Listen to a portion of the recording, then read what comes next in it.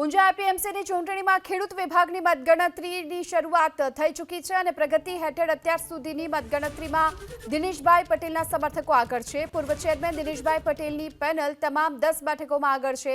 પૂર્વ ધારાસભ્ય નારણભાઈ પટેલના પૌત્ર સુપ્રીત તમામ રાઉન્ડમાં પાછળ છે અને નારણભાઈ પટેલના પૌત્ર સુપ્રીતને 100માંથી માત્ર 30 મત મળ્યા છે। ભાજપના મેન્ડેટવાળા સુપ્રીત ગૌરાંગ પટેલની હાર નિશ્ચિત છે અને અત્યાર સુધીની મતગણતરીમાં ધીરેન્દ્ર બાબુલાલને સૌથી વધુ મત મળ્યા છે। ધારાસભ્ય કિરીટ પટેલને ડબલ ડિજિટ હાલ નથી મળી રહ્યા અને 5 રાઉન્ડમાં અંબાલાલ જોઈતાભાઈ આગળ, 5 રાઉન્ડમાં કનુભાઈ રાબાભાઈ અત્યારે આગળ જોવા મળી રહ્યા છે। અત્યારે ઊંઝા એપીએમસીની ચૂંટણીના અત્યારે પરિણામ સામે આવી રહ્યા છે। અત્યાર સુધીની મતગણતરીની વાત કરીએ તો દિનેશભાઈ પટેલના સમર્થકો આગળ છે। વધુ વિગતો મેળવીએ સંવાદદાતા હારૂન અત્યારે આપણી સાથે જોડાઈ ચૂક્યા છે। હારૂન, કુલ કેટલા રાઉન્ડની અત્યારે મતગણતરી શરૂ છે અને શું અપડેટ મળી રહ્યા છે? જે રીતે ગીતા ઊંઝા એપીએમસીની ચૂંટણીની વહેલી સવારથી મતગણતરી શરૂ થઈ છે। જે રીતે જો ખેડૂત વિભાગની 10 ઉમેદવારો છે તેની મતગણતરી શરૂ થઈ છે, ત્યારે જે રીતે દિનેશભાઈની પેનલ છે તેની ઉમેદવારો છે તે આગળ જોવા મળે છે। તેને લઈને તેમના સમર્થકોમાં હાલ શું જોવા મળે છે।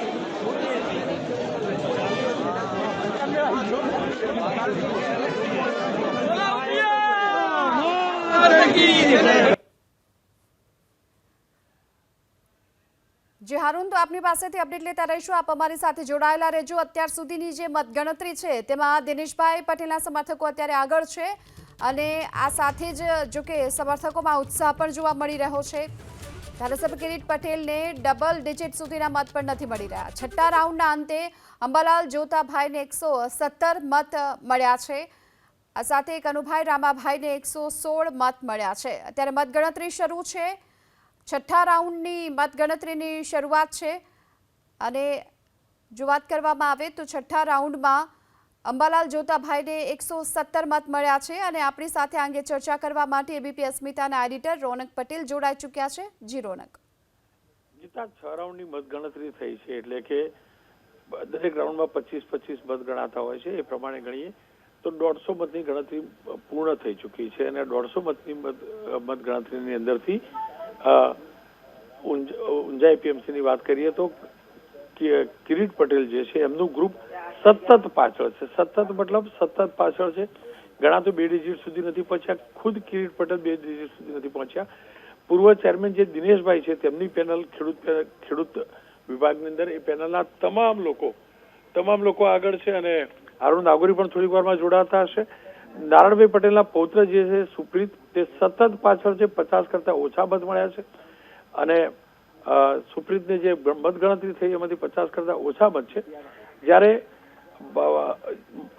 બાકીના ઉમેદવારની વાત કરીએ તો 6 રાઉન્ડની અંદર અંબાલાલભાઈ જોતાભાઈ પટેલને 117, કનુભાઈને 116 મત મળ્યા છે, જયંતિભાઈને 101 મત મળ્યા છે, ધીરેન્દ્રભાઈને 121 મત મળ્યા છે, પ્રહલાદ પટેલને 121 મત મળ્યા છે, બળદેવભાઈને 104 મત મળ્યા છે, ભગવાનભાઈને 115 મત મળ્યા છે, રાજેન્દ્ર કુમારને 102 મત મળ્યા છે, શૈલેષને 104 મત મળ્યા છે, 99 મત મળ્યા છે લીલાભાઈને। પણ નારાયણભાઈના જે પૌત્ર છે એમને 150માંથી 100માંથી નહીં પણ 150માંથી માત્ર 49 મત મળ્યા છે। એનો મતલબ નારાયણભાઈનો પૌત્ર નારાયણભાઈની શાક દાવ ઉપર લાગી તે હાર્યા છે, સાથે જ કિરીટ પટેલની શાક દાવ ઉપર લાગી હતી તેમની આખી પેનલ હારતી નજરે પડે છે અને વધુ જાણકારી હારૂન આપી શકશે કારણ કે હારૂન ત્યાં હાજર છે અને સ્થિતિ પણ જણાવી શકશે।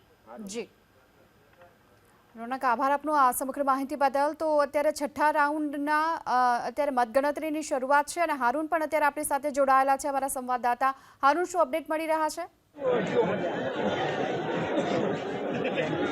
જે રીતે છઠ્ઠા રાઉન્ડની મતગણતરી પૂર્ણ થઈ છે, 7મા રાઉન્ડની મતગણતરી શરૂ થઈ છે।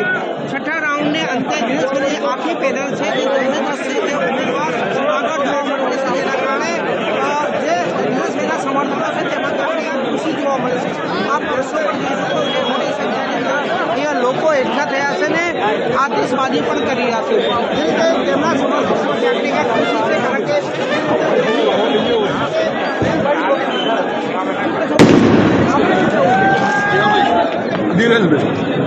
શું કહેશો વડીલ, જે રીતે જીત કરવા માંગે શું કહેશો? દિનેશભાઈની ખેડૂત પેનલ દિનેશભાઈની જીત. જે આનું આપની પાસે આવવા માંગીશ અને અપડેટ પણ લેતા રહીશું. તો હાલ આપણી સાથે આપને એ પણ જણાવી દઈએ કે અત્યારે જે પ્રકારે ખેડૂત વિભાગની મતગણતરીની શરૂઆત પ્રગતિ હેઠળ છે, 7મા રાઉન્ડ સુધી આ મતગણતરી પહોંચી ચૂકી છે અને એવામાં મહત્વના સમાચાર 11 રાઉન્ડમાંથી 6 રાઉન્ડની મતગણતરી પૂર્ણ છે. 7મા રાઉન્ડની શરૂ થઈ ચૂકી છે. દિનેશભાઈ પટેલના સમર્થકોએ હાલ જીતની ઉજવણી પણ શરૂ કરી દીધી છે. આતશબાજી થઈ રહી છે, ફટાકડા ફોડવામાં આવી રહ્યા છે અને દિનેશભાઈ પટેલની પેનલ જે તમામ 10 બેઠકોમાં આગળ જોવા મળી રહી છે.